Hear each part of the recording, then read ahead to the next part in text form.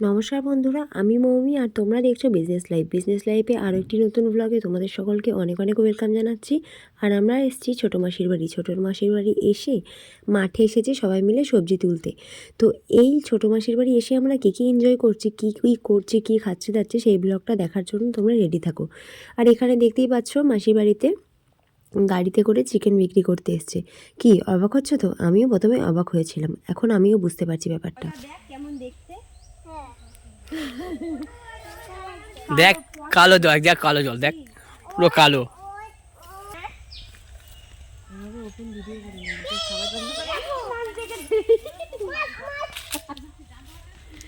শান্তি হয়েছে তো এবার চ।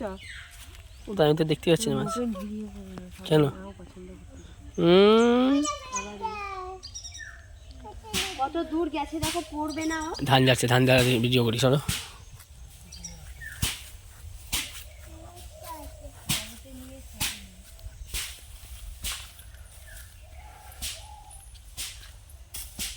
পুরো ধানের ইসে, এই ধান আছে, তুলে দাও তুলে দাও।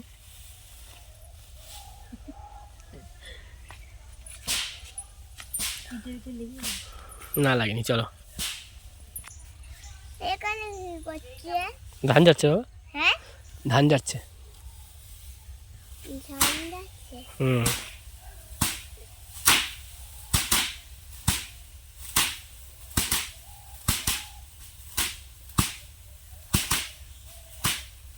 জল খা, গাছে হাত দিস না। তাহলে হয়ে যাবে। তোমরা কি তুলছো? পটল তুলবো।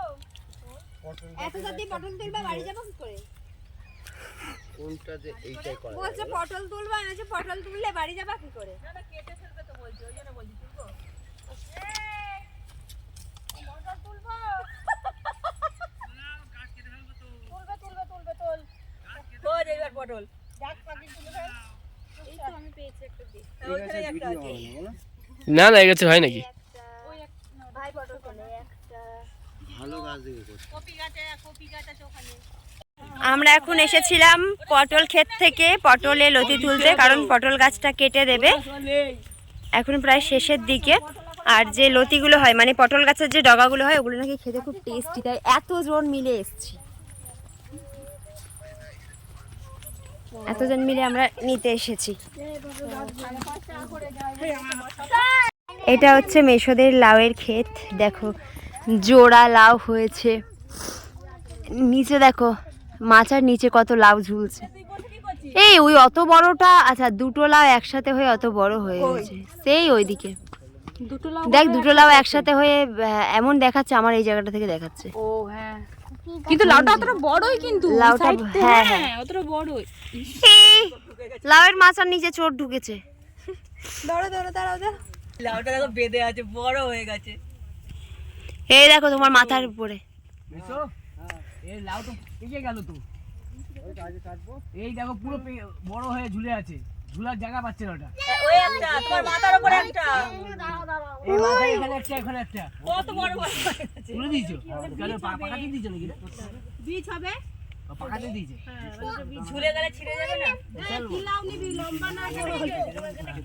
আমি তো বললাম আমার লাউ দিতে হবে না, আগে লাউ শাক দেবে বলছি, তার মধ্যে দুটো লম্বা দাও, ছোট দিতে বল, বড় নয়। কেন কেটে রাখবে, কিচ্ছু হবে না।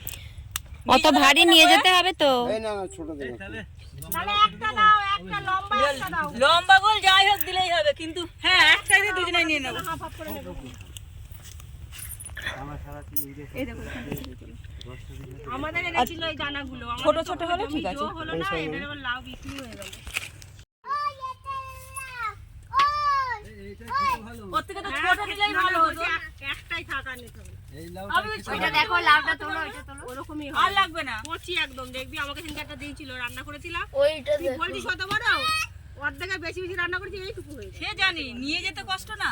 আমাদের যদি গাড়ি থাকতো না, দীপক এখান থেকে নিয়ে গিয়ে বিক্রি করতো, সস্তা হতো, ভালো হতো। কিন্তু এভাবে ট্রেনে করে নিয়ে গেলে ও মেসে কত টাকা পিস বিক্রি করছো গো? ওই জন্য তো বললাম হ্যাঁ, ওকে দাও 15 টাকা 18 টাকা 20 টাকা, যখন যেমন হয়। যেদিন কি ছিলাম বাজার বলা যাবে না। মোটামুটি তোমার 20 আর 15 এর মাঝখানে। আরে নিচে এই লতা আছে ওইগুলো কাটলেই তো হয় উপর থেকে না কেটে।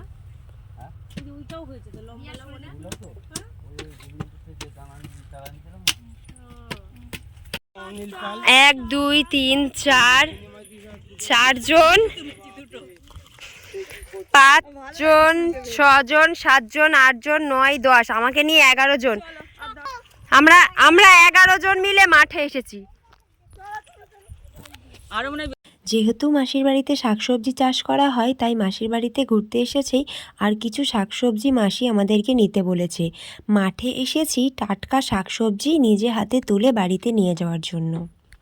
এখানে ভিডিও হচ্ছে, বাবা ভিডিও করছে, আর আমাদের দর্শক দেখো কত, অনেক দর্শক আমাদের দেখো, ভিডিও হচ্ছে এদিকে, দর্শক দেখো কত। এইবারে এই যে ঘাসগুলো, ঘাস তুলতে হবে। ঘাস তোলার পর এতে এখন মাঠের সব সবজি যেগুলো আমরা নিজে হাতে তুললাম সেগুলো নিয়ে মা মাসিরা বাড়িতে চলে গেছে রান্নাবান্না করার জন্য। আর আমি, দীপক, আমার ভাই, বাবা আমরা মাঠে বসে আছি এক জায়গায়। হালকা হালকা হাওয়া দিচ্ছে, আবার হালকা রৌদ্রটা গায়েও পড়ছে। এগুলো খুব ভালো লাগছে। আর এরকম একটা পরিবেশে শান্তির নিঃশ্বাস এত সুন্দর, এত ভালো লাগছে কি বলবো। আর তাছাড়া অনেক দিন পর বাবা মা সবার সাথে ঘুরতে গেছি, তাই মজাটা আরও দ্বিগুণ হয়ে গেছে। কি বলো তুমি? একদম খুব ভালো লাগছিল মাসি বাড়িতে। আর আমরা এখন এত মিস করছি, ভিডিওগুলো দেখছি আর খুব মিস করছি, যদি আরও একটু সময় দিতে পারতাম ওখানে। কিন্তু কি করব বলো, আমরা এখন এমনভাবে ব্যস্ত হয়ে পড়েছি, যে কোনো রিলেটিভ বাড়ি বলো বা যে কোনো জায়গায় ঘুরতে গিয়ে বেশিক্ষণ আমরা থাকতে পারি না বা বেশি দিন থাকতে পারি না। আর তাছাড়া তো আমি একটা পিছুটান রেখেই যাই, সেটা হচ্ছে আমার দোকান। তো বন্ধুরা, আমাদের এই ভ্লগটা তোমাদের যদি ভালো লেগে থাকে তাহলে আমাদের পাশে থেকেও অনেক ভালোবাসা দিও। টাটা।